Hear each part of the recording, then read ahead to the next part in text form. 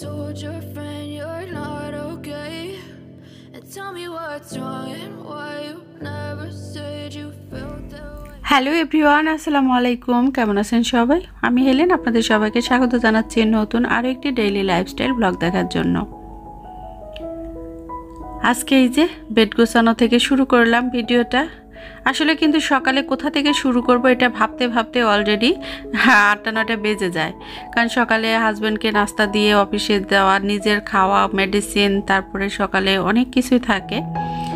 আর আজকে আপনাদের সাথে শেয়ার করব, এক আপু গত ভিডিওতে কমেন্ট করেছেন যে আপু আপনার সোফা সম্পর্কে জানতে চেয়েছেন। তো সোফার অলরেডি দেখিয়ে প্লাস কোথা থেকে বানিয়েছি বা কত দিয়ে কিনেছি সব কিছু শেয়ার করব ইনশাল্লাহ। আর সাথে থাকছে আর এক আপু আমাকে কমেন্ট করেছিল যে আপু আমি একটা কিন্তু আপনাদের কোরআন শরীফ পড়া নিয়ে একটা কথা বলেছিলাম যে কোরআন শরীফ আসলে আমরা খতমটাতেই বিশ্বাস করি, খতম দিয়ে সওয়াব হবে এটাতেই বিশ্বাস করি, এটা নিয়ে চলছে। আমি এই ব্যাপারে একটা কথা বলেছিলাম, সেখানে আমার এক আপু কমেন্ট করেছিল যে আপু তুমি কি কোরআন আরবিতে পড়ো না? তো সেই জন্য আজকে একটু দেখিয়ে দিব যে আমি আরবিতে কোরআন শরীফ পড়ি কি না পড়ি। তো ঘরটা সুন্দর করে আগে গুছিয়ে নিলাম। আর যেটুকুই আছে, আর একটা ভাইয়া মনে হয় একটা ছেলের আইডি থেকে কমেন্ট করেছে যে আপু টাকা থাকলে ঘর সাজানোই যায়, আর না হলে সাজানোটা দরজা দিয়ে বেরিয়ে যাবে, এমন করে কেমন জানি একটা কমেন্ট করছে। কমেন্টটা পড়ে আমি খুব অবাক হলাম। ঘর সাজাতে হলে শুধু টাকারই প্রয়োজন হয়? সামান্য আমি কিন্তু ফ্লোরেও ঘুমিয়েছি। ফ্লোরে থাকলে যে ফ্লোরের বিছানাটা যে সুন্দরভাবে গোছানো যাবে না, এটা কোথায় লেখা আছে? ঘর সাজাতে হলে টাকা লাগে না, মন লাগে, এবং সেরকম একটা আইডিয়ার মতো একটা মন লাগে। তো এই যে আমি দেখিয়ে দিচ্ছি, এটা কিন্তু আমার এখানে রাখি। আমি কিন্তু সকালে সূরা ইয়াসিন, দুপুরের আগে হচ্ছে সূরা জুমা, এবং জোহরের নামাজের পরে হচ্ছে সূরা আর রহমান, এবং রাতে হচ্ছে সূরা মুলুক এবং ওয়াকিয়া। সাথে আরও কিছু কিন্তু আমল আছে যেগুলা আমি ফিক্সড করে নিয়েছি, প্রতিদিন করার চেষ্টা করি। তো ওই আপুটাকে বলছি আসলে কিছু কিছু সূরা আছে যেগুলা আমরা নিয়মিত পড়ব, তার সাথে সাথে কিন্তু আল্লাহ বলছেন কোরআন পড়ো এবং কোরআন শিক্ষা দাও। এটা এই না কোরআন আরবিতে পড়বো এবং আরবিতে শিক্ষা দাও। এটার হচ্ছে আমার কাছে যে কোরআন পড়ো এবং কোরআনের জ্ঞানের আলো মানুষকে শিক্ষিত করো। কোরআনে আসলে আল্লাহ আমাদের কি জ্ঞান দিয়েছেন, সেই জ্ঞানের আলোকে নিজেকে এবং অন্যকে শিক্ষিত হতে বলেছেন। তা আমি কিন্তু আসলে সেই কথাটাই বোঝাতে চেয়েছি। আর একটু দেখিয়ে দিলাম যে কোরআন আরবিতে পড়বো না কেন। যেহেতু আরবিতে কোরআন আল্লাহ নাজিল করেছেন আমাদের জন্য, অবশ্যই আরবিতে পড়াটাই হচ্ছে বেশি উত্তম। তা আমার মাতৃভাষা যেহেতু বাংলায়, এই জন্য আমি বাংলাতে বেশি স্বাচ্ছন্দ্য বোধ করি কোরআনের অর্থ বোঝার জন্য। আর আরবি পড়তে তো আমার বেশ ভালো লাগে, কিন্তু বাংলা ভালো লাগে কারণ আমি আল্লাহর কথাগুলো বুঝতে পারি মন দিয়ে। আশা করছি আপু আপনি সঠিক উত্তরটা পেয়ে গেছেন। তো এই তো ঘর দূর গুছিয়ে নিয়ে এখন কিন্তু বেডরুম থেকে বের হয়ে সোজাসুজি আজকে ড্রয়িং রুমটাই যাব, কারণ ড্রয়িং রুমটাই হচ্ছে আমি যেহেতু আজকে সোফা নিয়ে আপনাদের সাথে শেয়ার করব। আর সোফা আমি কিভাবে ক্লিন করি প্রতিদিন, যেহেতু কালকে দেখেছেন ব্রাশ দিয়ে, তো ব্রাশ দিয়ে ক্লিন করি, এটা হচ্ছে সপ্তাহে 1-2 দিন। আর আমি কিন্তু প্রতিদিন এই যে হাতে একটা এরকম ঝাড়ু থাকে, এটা দিয়ে পর্দা, তারপরে সোফা, ডিভান সব কিছুই কিন্তু এরকম একটা ঝাড়ু দিয়েই কিন্তু আমি পরিষ্কার করি। এর আগেও শেয়ার করেছি, আজকেও দেখিয়ে দিলাম। আজকে আর একটা জিনিস দেখাবো, সোফা ক্লিন করার সাথে সাথে সোফাটাকে আমি কিভাবে সুগন্ধি রাখি। আর আমাকে যারা পছন্দ করছেন, আমার বিজনেসের প্রোডাক্টগুলো পছন্দ করছেন, সেই সকল আপুরা তো প্রতিনিয়ত শুধু আমাকে ইনবক্স করে যাচ্ছেন যে আপু তুমি প্রোডাক্টের ভিডিও শেয়ার করো। তো আপুরা আমার হাতে কিন্তু এখনও প্রোডাক্ট এসে পৌঁছায়নি। আপনারা জানেন এটা যেহেতু আমার কাছে অন্য একটা দেশ থেকে প্রোডাক্ট আসে, তো সেই প্রোডাক্টগুলো হাতের কাছে পেতে আমার একটু কিন্তু ব্যাক পেতে হয়। তো এবার একটু বেশি সময় লাগছে, আশা করছি ক্ষমা সুন্দর দৃষ্টিতে দেখবেন। আর অবশ্যই আমার প্রোডাক্টগুলো যে ভালো এবং সুন্দর, সেজন্য যে আপনারা এতটা পছন্দ করছেন, সেজন্য আপনাদেরকেও অসংখ্য অসংখ্য ধন্যবাদ। তো প্রোডাক্ট আসা মাত্রই কিন্তু আমি আপনাদের সাথে শেয়ার করব। আর যে সকল আপুরা অলরেডি বুকিং দিয়ে রেখেছেন, তো আমি আশা করছি আপনাদের পছন্দ মতো প্রোডাক্টগুলো আপনাদের হাতে পৌঁছাতে পারবো ইনশাল্লাহ ঈদের আগেই। এখন সোফার বিষয়টা আসি। আমার এই সোফা অনেকেই কমেন্ট করেছে এর আগে, তারপরে আমি ভিডিওতে বলেছি, আজকে আবারও বলে দিচ্ছি। আমার এই সোফাটা হচ্ছে আমি কোনো ব্র্যান্ড থেকে কিনিনি। তো আমার এই যেহেতু ব্র্যান্ডের সোফা কিনতে হলে লাখ টাকার উপরে লাগতো আমার যেটা পছন্দ, তো সেই জন্য আমি কিন্তু ওই সময় যেহেতু নতুন বাসা কিনেছি আর আমার আগে হচ্ছে কাঠের সোফা ছিল, তো আমার হাজব্যান্ড বললো যে ওই সোফাটা সেল করে দাও। যদিও আমার ইচ্ছা ছিল না, তারপরে ওটা সেল করে আসার কারণে আমার কিন্তু এমার্জেন্সি হয়ে পড়েছিল একটা মানে বসার জায়গাটা। তো আমি খুব তাড়াহুড়ো করছিলাম যে একটা লাগবেই। তো ওই সময় আমার হাতে টাকা প্লাস যেটা চয়েস করি সেরকম একটা প্রোডাক্ট হাতে নিতে হলে আমাকে অনেকটাই সময় লাগতো। তো ওই জন্য আমি কিন্তু তাড়াহুড়ো করে কম দামের মধ্যে নিজের পছন্দ প্লাস একটু সাশ্রয়ী দেখে আমি কিন্তু এটা নিয়েছি। এটা হচ্ছে নন ব্র্যান্ড একটি সোফা। আর এটা নিয়েছে আমাদের সিলেটের মীরাবাজার, ওখানে সব ফার্নিচারের দোকান আছে, ওখানে আশিক ফার্নিচারের ওখান থেকে আমরা নিয়েছিলাম। দাম পড়েছিল মেবি 60 থেকে 65,000 টাকার মধ্যে। তো এটা কিন্তু আপনারা চাইলে, ওনারা কিন্তু আমাদের বলেছিল যে আপনাদের ডিজাইন দেন, আমরা কিন্তু মানে ডিজাইন মতো তৈরি করে দিতে পারবো। তো আমার যেহেতু এটা শোরুমে তৈরি করাই ছিল আর পছন্দ হয়ে গিয়েছিল, দাম টাম সব কিছু মিলিয়ে তারপরে কিন্তু আমরা এটা পারচেস করেছি।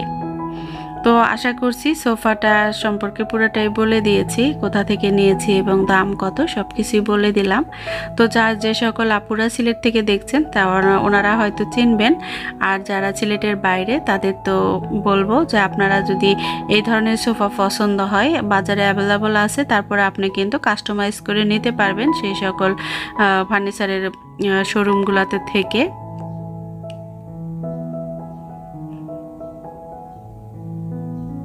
আবারও সেই ওই কথাটাতে চলে আসি যে ভাইয়াটা কমেন্ট করেছিল, ভাইয়া না আপু আমি জানি না যে টাকা থাকলে ঘর গোছানো যায়, টাকা না থাকলে ঘর গোছানো যায় না। এই কথাটা আমি একদম বিশ্বাস করি না। আমার বাসায় যে আমি গাছ লাগিয়েছি অনেকগুলো, কিন্তু দেখবেন প্লাস্টিকের বোতল কেটে কেটে আমি গাছ লাগিয়েছি। জ্যোৎস্না কাজল আইডির কাজল আপুর ব্লগেও দেখছিলাম, আপুও কিন্তু অনেক সুন্দর সুন্দর টব আছে, তারপরেও কিন্তু উনি প্লাস্টিকের কফি মগগুলা যে আছে বাইরে ওয়ান টাইম গ্লাস, সেগুলোর ভিতরেও কিন্তু আপু গাছ লাগিয়েছে, দেখিয়ে দিয়েছে। আসলে ঘর সাজাতে আপনার মন এবং ইচ্ছাটাই জরুরি, এখানে টাকাটা কোনো ব্যাপার না।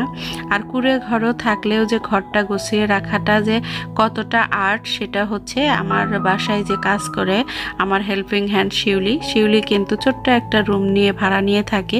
ওর বাসাটায় গেলে আমার এত ভালো লাগে যে মানে এত সুন্দর পরিপাটি গোছানো। ওর ঘরে দামি তেমন কোনো ফার্নিচারও নেই, দামি কোনো কিছু নেই, তারপরেও ঘরটাতে ঢুকলেই কেন জানি এত ভালো লাগে আর এত টিপটপ গোছানো। ছোট ছোট হাঁড়ি পাতিল সব কিছু এত সুন্দর করে গুছিয়ে রেখেছে। আসলে ঘর গোছানোর জন্য কিন্তু আবারও বলছি টাকার প্রয়োজন নয়, আপনার যা আছে সেটাই আপনি সুন্দর পরিপাটি করে ঠিক মতো অর্গানাইজ করা যদি জানেন, তাহলে দেখবেন আপনার কাছে যা আছে সেটা দিয়েই আপনি আপনার ঘরটাকে অনেক সুন্দর করে সাজাতে পারবেন। তো আপনাদের সাথে কিন্তু কথা বলতে বলতে আমি একটা জিনিস করে নিয়েছি, খেয়াল করেছেন কিনা, সেটা আমি কিন্তু পারফিউম এরকম ফেস টিস্যুর মধ্যে ফেস তুলার ভিতরে কিন্তু দিয়ে দিলাম। এটা আসলে ঘরে যদি আপনার এমনি নর্মাল কটন থাকে সেটাতেও লাগাতে পারবেন। তো আমার কাছে ছিল না এই মুহূর্তে, এই জন্য আমি ফেস যে ক্লিন করি সেই কটনের ভিতরে কিন্তু আমি পারফিউম লাগিয়ে নিলাম। আর সেই পারফিউমটা এইভাবে আমি ভিতরে দেখতে পাচ্ছেন কিভাবে দিয়ে দিলাম, দিয়ে এভাবে কুশন দিয়ে রাখলাম। এটা করার কারণে কি হবে, মানে ড্রয়িং রুমটা খুব সুন্দর একটা স্মেল দিবে। আর এটা কিন্তু প্রায় সপ্তাহ 10 দিন কিন্তু সুন্দর একটা মানে অ্যারোমা ছড়াবে আমার এই ড্রয়িং রুমটা। তো সুন্দর একটা টিপসও কিন্তু আপনাদের সাথে শেয়ার করে দিলাম, এর আগেও শেয়ার করেছি, তারপরে আজকে আবারও নতুন করে দিলাম, কারণ আমার চ্যানেলে এখন নতুন নতুন অনেক আপুরাই আমার জয়েন হচ্ছে, তো সেই সকল আপুদের জন্য এই টিপসটাও কিন্তু দিয়ে দিলাম। তো আমার সাথে ঘরে কাজ করব আর আমার সাথে কাজ করবে না তোজো, এটা তো হতেই পারে না। তোজো কিন্তু আমার সাথে আমার ঘরটা গুছিয়ে নিয়েছে, আর দেখেন কত সুন্দর লাগে। আসলে আমার যা আছে সেটা নিয়ে শুকর আলহামদুলিল্লাহ, গুছিয়ে পরিষ্কার পরিচ্ছন্ন রাখাটাই হচ্ছে আমার আর্ট। আর এই গুণটা আমি মনে করি প্রতিটা মানুষের মাঝেই আছে, শুধু যা আছে সেটা নিয়ে আলহামদুলিল্লাহ শুকরিয়া থাকাটাই হচ্ছে আমাদের সবচেয়ে বেশি জরুরি। তাহলে দেখবেন আপনার যা আছে আপনি সেটা নিয়েই অনেক হ্যাপি থাকবেন, সন্তুষ্ট থাকবেন। আর সবসময় একটা কথাই বলি, আপনি যত কষ্টেই থাকেন না কেন, আপনার মুখের হাসি যেন কেউ কেড়ে নিতে না পারে। আপনার মুখের হাসি আপনাকে একদিন না একদিন জয়ী করবে এবং আপনি শারীরিকভাবে সুস্থ থাকবেন। আপনি কতটা অসুস্থ সেটা ডিপেন্ড করে হচ্ছে আপনার মনের উপরে। দেখবেন অনেক অসুস্থতার মাঝেও অনেকেই কিন্তু অনেক হ্যাপি থাকে। এই ব্যাপারে আরেকটা কথা বলি, আমার প্রোডাক্ট কিন্তু নিচ্ছেন আমার শাহিদা আপু। আমি জানি শাহিদা আপু আমার ব্লগ দেখেন, তো শাহিদা আপু কিন্তু একজন ক্যান্সার পেশেন্ট। তো আপনাদের সবার কাছে আমি দোয়া চাচ্ছি আমার এই শাহিদা আপুর জন্য। উনি তারপরও ঈদের পরে ওনার কেমোথেরাপি দিতে হবে এবং শরীরের অবস্থা খুবই খারাপ, প্রচণ্ড জ্বর। তারপরেও কিন্তু উনি আমার পেজে টেবিলের যেটা সবচেয়ে দামি সেটাই কিন্তু অর্ডার করেছেন। যা আপু আমি মারা যাব জানি, তারপরেও কিন্তু আমার ঘর সাজাতে ভালো লাগে। তো আসলে টাকা বা আপনার শরীর কোনো কিছুই আসলে ম্যাটার করে না। আপনার মন যদি ভালো থাকে আপনি সর্ব অবস্থায় নিজেকে সব কিছু মানিয়ে নিয়ে চলতে পারবেন। আপুর কথা শুনে আমার এতটাই ভালো লেগেছে। আপুর আজকে কিন্তু আবার আপনাদের কাছে দোয়া চাচ্ছি আমার আপুটা যেন একদম সুস্থ হয়ে যান। তো শাহিদা আপুকে নিয়ে আরেকদিন গল্প করব। কথা বলতে বলতে কিন্তু ভিডিও শেষ পর্যায়ে চলে এসেছি। এখন আপনাদেরকে বলছি, আজকে একটু অন্যভাবে আপনাদের সাথে কথা বললাম, হয়তো কোনো কথা যদি ভুল হয়ে থাকে অবশ্যই ক্ষমা সুন্দর দৃষ্টিতে দেখবেন। কারণ কিছু কিছু সময় এমন কমেন্ট আসে মনটা খারাপও হয়ে যায়, তখন ভাবি আপনাদেরকে একটু বুঝিয়ে বলি, তাহলে হয়তো আপনারা বুঝবেন। আসলে কি বলবো, যেটুকু পেরেছি বলার চেষ্টা করেছি। সবাই ক্ষমা সুন্দর দৃষ্টিতে দেখবেন। আর আমার ভিডিও যদি কোনো অংশ ভালো লাগে, আর আজকে যদি আপনি নতুন এসে থাকেন আমার চ্যানেলে, তো আশা করব চ্যানেলটি সাবস্ক্রাইব করে রাখবেন আর ছোট্ট একটা লাইক দিয়ে আমাকে হেল্প করবেন।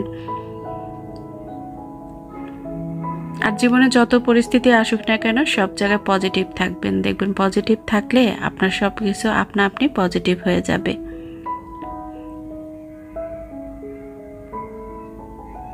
তো ড্রয়িং রুমটা এভাবে একটু গুছিয়ে নিয়ে একটু আলো জ্বালিয়ে দিলাম আপনাদের দেখানোর জন্য।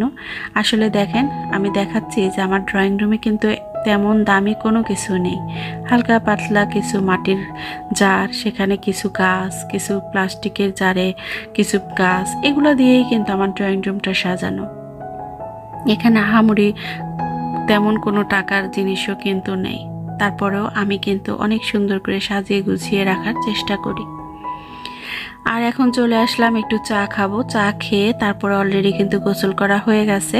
তারপরে চা খেয়ে একটু রেস্ট নিয়ে, মানে আপনাদের কমেন্ট পড়বো, একটু ইউটিউব ঘাটাঘাটি করে তারপরেই কিন্তু দুপুরে রান্নাটা করে নেব। তো চাটা খেতে খেতে আপনাদের কাছ থেকে বিদায় নিচ্ছি। আর আজকে চা খাবো হচ্ছে দেখেন এরকম ক্রিম বিস্কুট দিয়ে। আমার ঘরে কিন্তু এরকম ছোট ছোট প্যাকেটের অনেক বিস্কুট থাকে।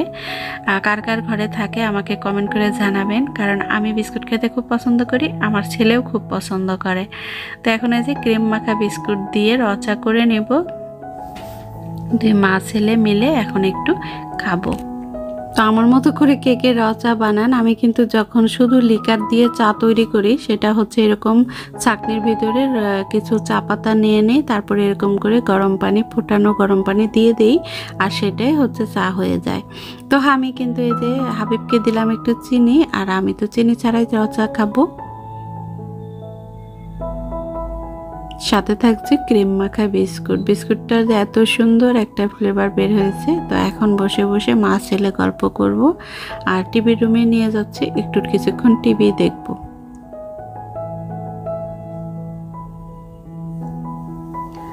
তো সবাই ভালো থাকুন, সুস্থ থাকুন। নেক্সট ব্লগ দেখার আমন্ত্রণ জানিয়ে আজকে আমি হেলেন আপনাদের কাছ থেকে বিদায় নিচ্ছি। আল্লাহ হাফেজ, আসসালামু আলাইকুম।